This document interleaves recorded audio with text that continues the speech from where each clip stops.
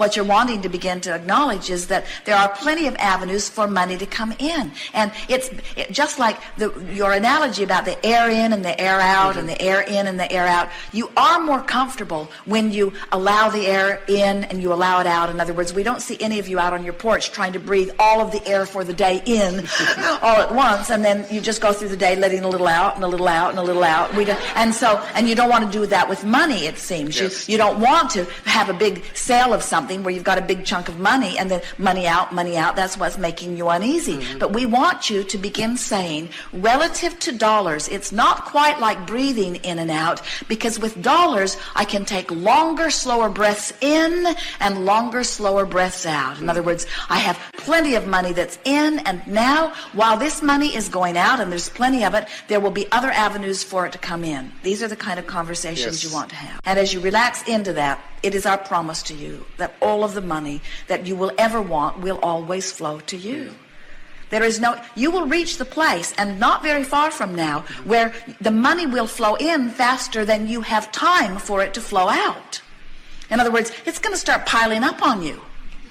We're not kidding you. And as it begins to pile up on you, you're going to have to stretch your ability to let it out. And we encourage that you do that, because it is as much out of balance for you to let it out faster than you let it in as it is for you to let it in faster than you let it out.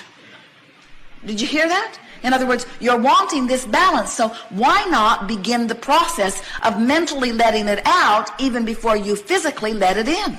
Begin expressing the money. Think about what you'll do with the money. Expend the money. We encouraged Jerry and Esther and those who were talking to us in the early days about money to put $100 in their pocket and spend it all day long.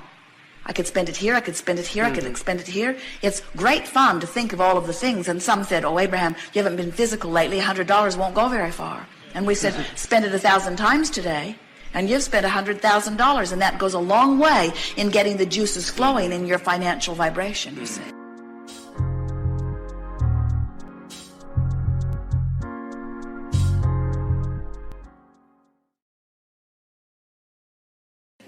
So this makes me think about, and I have a tendency to be very hard on myself.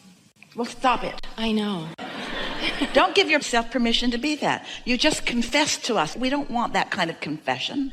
That was my precursor to say, meditating as often as I do, is that enough? Doing such and such, is that enough to... Are you happy all the time? No. Then it's not enough. Okay. Next. So if I sit a little longer, there'll be a day when I'm happy Not all longer, the time. but more consistent, and more consistent understanding what you're doing. Don't sit, like our friend was sort of describing, trying to receive a message before you're ready. Sit with the intention of quieting your mind. Sit with the intention of just letting go of thought. Sit with the intention of allowing, in the absence of resistance, your vibration to rise and resonance to happen, and then ideas to begin flowing. Understand what meditation is. Meditation is the way you let your inner being teach you alignment. That's what meditation is. Your inner being is always there. And you're not always there. But when you meditate, you could always be there. So my ultimate question was, is there any message for me personally? Meditate. Every day for 15 or 20 minutes. And in that 15 minutes, you don't feel that you've quieted your mind. Don't stay longer, because now you're just having a battle with yourself. Get on with your day and do it again tomorrow. And eventually, you will find that quieted place. You'll know it, because you'll feel different. You'll feel detachment. You'll know. You'll just feel well-being. You'll just feel yourself wrapped round with all of this energy.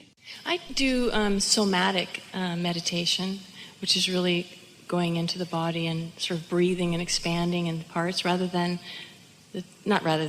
blanking out.